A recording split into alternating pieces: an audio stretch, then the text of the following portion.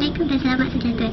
Nama diberi Siti Rana binti Razali. Saya dari Fakulti Sains dan Teknologi dari program Sains Makanan dan Pengurusan Perniagaan. Saya mewakili. Selamat sejahtera doktor. Saya Tamkaling dari Fakulti Sains dan Teknologi. Program saya ialah Oleokimia. Saya tahun 1. Assalamualaikum warahmatullahi wabarakatuh dan selamat sejahtera. Nama saya Nur Khalila binti Ismail. Saya dari Fakulti Sains dan Teknologi. Saya program Sains Kimia. Selamat sejahtera. Nama diberi Dewi Sriana Abdul Konsisten. Fakulti Sains dan Teknologi. Program Oleokimia.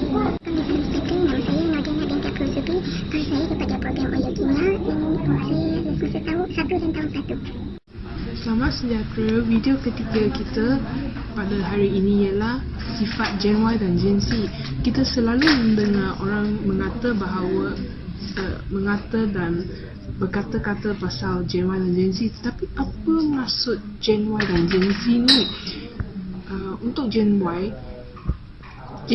diorang terdiri pada golongan yang lahir daripada 80-an. Umur mereka dalam lingkungan 30-an. Itu ialah mengenai Gen Y. Gen Z pula ialah golongan yang lahir pada tahun 90-an dan mereka mempunyai sedikit persamaan dengan Gen Y, iaitu mereka hidup di zaman yang serba moden dan ada kemudahan internet. Tetapi yang membezakan Gen Z dan Gen Y ialah Gen Z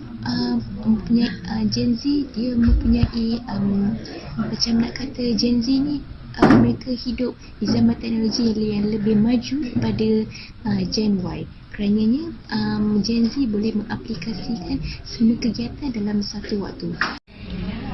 Walaupun kemudahan untuk mencari maklumat menjadi semudah begitu, tetapi tidak semua sumber maklumat yang kita terima pada masa kini menerusi internet, Facebook dan WhatsApp itu 100% sahih atau betul. Oleh yang demikian, mereka lebih bergantung kepada laman dan media sosial yang seperti Twitter, Facebook dan Instagram untuk mengetahui keadaan semasa. Topik yang akan kita bincangkan pada hari ini ialah tabayun, iaitu mencari kebenaran mengenai sesuatu perkara sehingga disahkan benar. Dan apa pula kaitan dengan generasi Y dan Z dengan topik yang akan dibincangkan ini? Seperti yang kita sedia maklum, generasi Y dan Z ini hidup dan membesar dalam keadaan yang serba moden dan serba lengkap. Sehingga kan untuk mencari sesuatu maklumat, mereka hanya memerlukan hujung jari untuk mencari maklumat tersebut.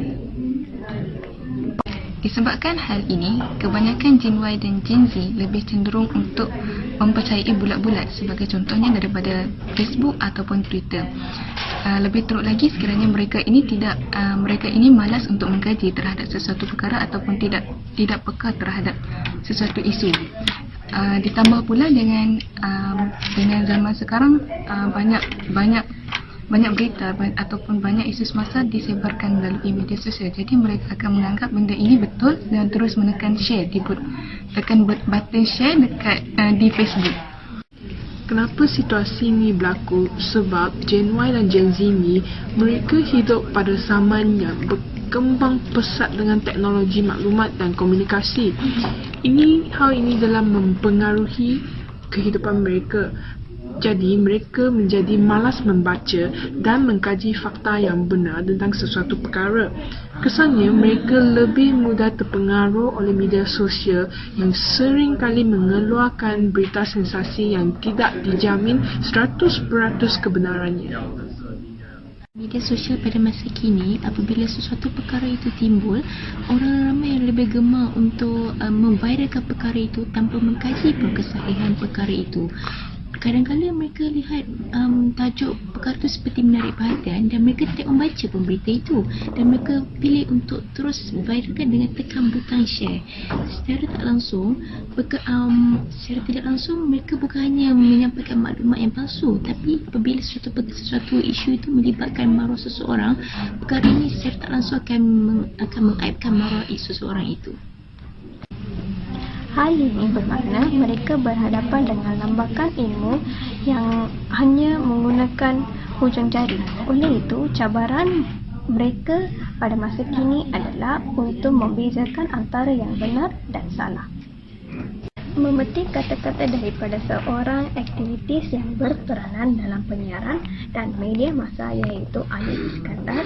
Beliau mengatakan bahawa berbeza dengan generasi yang sebelumnya iaitu Gen X, hanya membezakan ilmu dengan tahu dan tidak tahu. Hal ini bermakna mereka berhadapan dengan lambakan ilmu yang hanya menggunakan hujung jari. Oleh itu, cabaran mereka pada masa kini adalah untuk membezakan antara yang benar dan salah. Malaysia Insider dan Malaysia Kini antara laman sesawang rasmi yang boleh dipercayai kesahihan sesuatu berita. Tambahan pula, mereka lah yang antara yang secara rasminya menceritakan keadaan isu semasa di Malaysia. Sebagai kesimpulannya, suatu revolusi pendidikan haruslah dilakukan dengan kadar segera, memandangkan ilmu dan pendidikan merupakan elemen yang penting bagi melahirkan Gen Y dan Gen Z yang bermutu, serba tahu dan serta dapat membezakan antara betul dan salah.